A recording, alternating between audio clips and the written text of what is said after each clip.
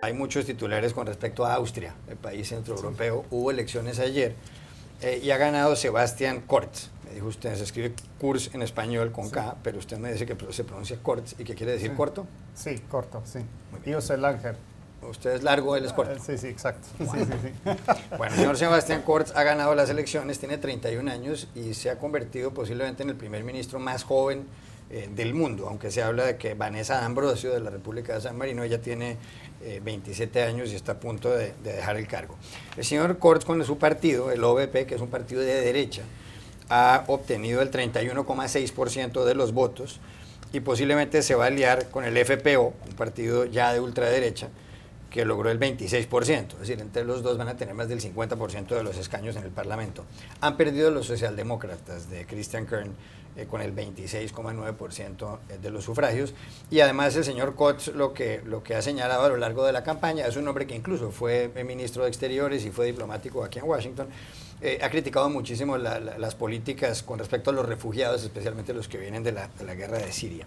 Lo llaman al señor Kurz, usted me corregirá, Wunderwutzi, que quiere decir niño prodigio, y pues, como es un hombre joven y tiene un traje entallado, lo comparan por su figura con Emmanuel Macron, el presidente de Francia, y con el señor Justin Trudeau, el primer ministro del Canadá, que repito, todos son no tienen un kilo de más, ojalá gobiernen también como la forma física que aparentemente tienen estos señores, vayan a saber cómo será la cosa.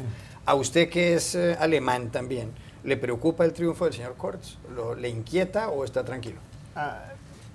Bueno, en realidad no me quedo muy tranquilo porque los resultados en Alemania también han sido que la ultraderecha Alternativa también, por Alemania. sí, exactamente, ganó, por fin entró entonces a la asamblea, a la legislatura allá.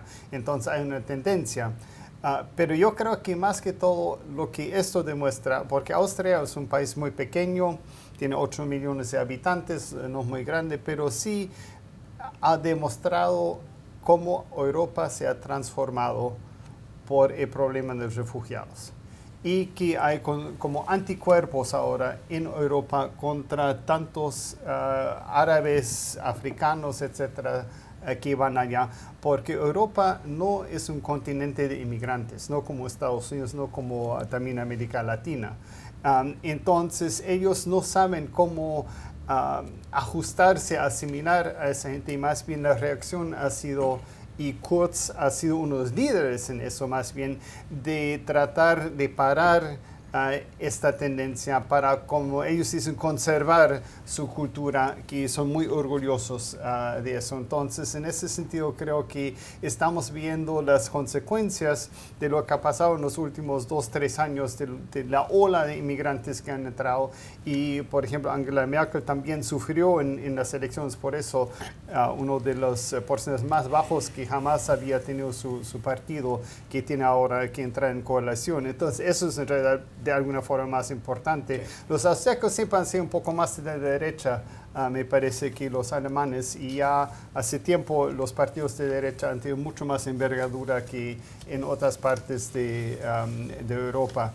Entonces, en ese sentido, sí es consecuente, Austria en sí no, pero sí quiere decir que hay un cambio político muy grande dentro de Europa en general por lo que ha pasado en los últimos años. Amanda, más le preocupa ese resultado. Entre otras cosas, hay que destacar aquí que en España, hablando nuevamente de España, no hay partidos políticos de extrema derecha ni partidos políticos xenófobos, que es algo que llama la atención. ¿Este resultado de Austria, usted la inquieta? Bueno, confirma este auge de la ultraderecha y ya lo que se puede llamar una crisis de los socialdemócratas en Europa. Yo creo que siempre que el debate migratorio ocupa un lugar central, los socialdemócratas lo pasan mal.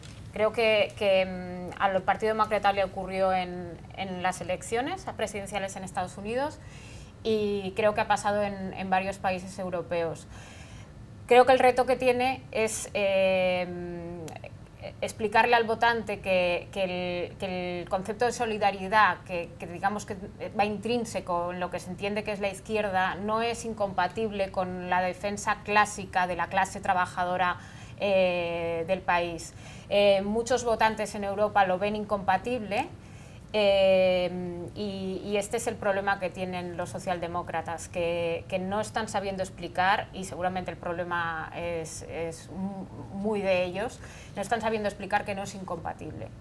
¿Hay razón para alarmarse con este triunfo de Kurz en Austria? Sí, hay razón para alarmarse, yo creo que es preocupante, pero me parece que la crisis es más profunda. Yo creo que la crisis de los refugiados no ha sido lo que ha generado, ¿no? Este giro hacia la derecha, o en algunos casos la extrema derecha. Yo creo que ha sido la gota que ha desbordado el vaso. En este caso más que una gota, ¿no? Un buen lanzamiento de jarra, ¿no? Pero yo creo que viene de una crisis más profunda, que es la propia crisis en Europa, del modelo europeo, del modelo del estado de bienestar, que empezó a hacer aguas en los años 2000. Toda la crisis financiera al final se tradujo en una serie de recortes de gastos sociales en Europa, y eso enlaza con lo que decía Amanda, con la crisis de la socialdemocracia, que era la que tradicionalmente defendía ese modelo de estado del bienestar, ¿no?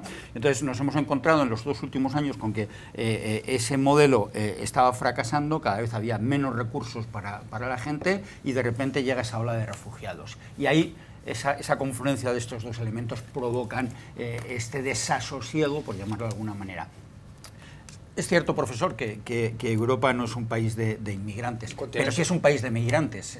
Es curioso, ¿no?, como a veces, decir, Italia, España, ha lanzado en momentos de crisis a Alemania, su gente, Irlanda, claro, sí, etcétera, y sin embargo, cuando nos toca a nosotros, a veces, bueno, pues esa solidaridad no encuentra el acomodo que debería encontrar. Es de nuevo un elemento, un problema complejo, pero insisto en que es más profundo, no solo tiene que ver con el tema de los refugiados, porque al final, además, países como Alemania son capaces, tienen suficientes recursos para incorporar a esa. Es cierto que adquiere más de un millón largo de refugiados, pero tienen recursos para incorporarlos. Sí, pero en realidad los recortes no han habido en Austria, no han habido en Alemania. Entonces es la visión un poco ibérica, digamos, la cosa, porque sí, el problema financiero realmente, la crisis financiera realmente tocó muy fuerte a los españoles y portugueses.